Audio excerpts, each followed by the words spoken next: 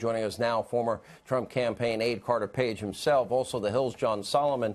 John, we have one other little piece here in the FBI. We know that Andrew McCabe is under a criminal investigation.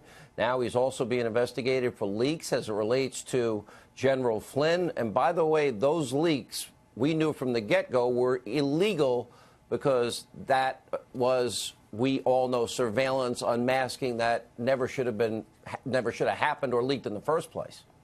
Yeah, there's some new documents out tonight, Sean. The FBI released them on their public information site, The Vault, and they reveal for the first time that there was an investigation of comments allegedly made by the Deputy Director, Andrew McCabe, about President Trump and Flynn. We don't know anything more than that. We know that they list McCabe as a witness in the investigation, not a subject. But it's the first time we've heard anything about this, and I think that's an important thing. Also today, the Senate Intelligence Security Chief pled guilty to lying about his contacts with the media. So this leak fest that was going on, it's starting to be exposed little by little. Yeah, we now have the entire puzzle framed in, and we're filling in all the pieces, and it's pretty clear what happened. Carter, look, you're in the center of all this. We know that 4 FISA judges, fraud was committed on them. The bulk of information was that phony dossier that even we know that Christopher Steele wouldn't stand by. Now you got Rod Rosenstein. He's refusing to testify under oath. You know, we can't get Glenn Simpson to testify under oath. We can't get the 302s, the gang of 8 information, or the FISA applications that were all subpoenaed and supposed to be coming out. You're suing the DNC and who else? Perkins Coie and a few of their partners. Yes. Yeah. Well, I mean, I got to imagine here, you're going to be a really wealthy guy, because what they did to you, all your Fourth Amendment protections were stomped on. This isn't political even in any way, Carter. Sean, but it's also, you know, it goes beyond any damages or any, you know, financial aspects. I mean, there has just been so many lies, as you're alluding to, and you look at the damage it did to our democratic systems and, you know, our institutions of government back in 2016. And I'm just trying to get some justice in terms of getting some disclosure. If you look at some of the prior dodgy dossier cases, like Mr. Gubarev, he's the one that actually got some of the biggest information out there that, you know, Senate Judiciary Committee and House Intelligence Committee have been basing a lot of things on in terms of their investigation. You also helped your government. You would debrief after traveling abroad freely with the intelligence community, FBI, CIA, and they haven't indicted you. All right, real quick, in the last few seconds we have, John, what is next here, and where are these declassifications, and where are the unredacted materials? When are they coming? Yeah, I think they're being slow-walked again, Sean, and it's frustrating for all of us who really want the public to benefit from the truth. I think you're not going to see them, but stay tuned later this week. I'll have a story that'll bring a whole new character into the Russia tale. I would trust you, because you've been breaking news along with our team for 18 months. Thank you both. Joining me now, and I am delighted to say, here in our studios in New York City instead of the nation's capital, I said it. There, I said it.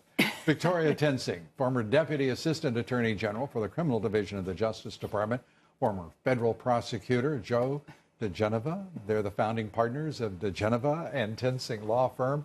I have worked years to say those two names. And I get it pretty close all the time. Anyway, it's great to see you. You guys are special. You're a treat to have on the broadcast anytime, but especially delighted you're with us here in the studios. Let me start, Victoria, with, if we may, Carter Page filing a lawsuit against the Democratic National Committee. Here we go. Well, he had filed a lawsuit in New York, and that got thrown out. And so this is a continuation of that lawsuit. But what happened to Carter Page? I love you lawyers. Yeah. It's a continuation, not a restart. It's not a redo. That's right. But what happened to Carter? For this one? I mean, the Justice Department, the Obama Justice Department, took lies to the FISA court to be able to overhear the opposition's political campaign. Can you? I mean, you can't even believe that this happened in our country, that the president of the United States used the tools of the intelligence agencies to go after a political opponent. And what's happening back in Washington is also unforgivable, because there are some great people in the House of Representatives like Mark Meadows and Jim Jordan who are trying to fight this. But for Jim Jordan will be on the show tomorrow. Well, he's great. Go talk to him about it. Put him on the spot and say, hey, has Paul Ryan been helpful to you? I never bring up Paul Ryan with Jim Jordan. Don't, because he's put the kibosh on doing this, and these brave souls have fought on, and more power to them. Yeah, and Devin Nunes, the head of the intelligence, if he wasn't there, he was, to me, the fulcrum for all of this. It's true. In Congress, and now with Carter Page's lawsuit moving forward, RICO damages, this could be. I want to think that this is what moves us ahead here, because it seems we've been stalled, one hearing after another, testimony, depositions, but behind closed doors. Yeah.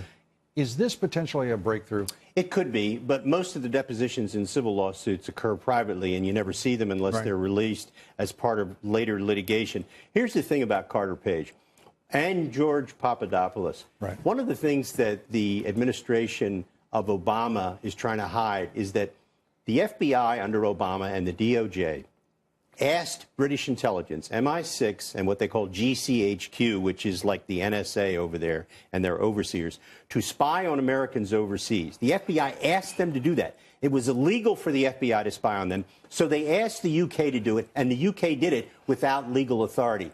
This is part of what Carter is going to eventually discover in his depositions. And it's disgraceful what our government did. And what Victoria said is what's really true. This is the greatest political scandal in the history of our country. No, I believe it. And because Obama did it, all the people in the media want to give it a pass. They don't want to talk about it.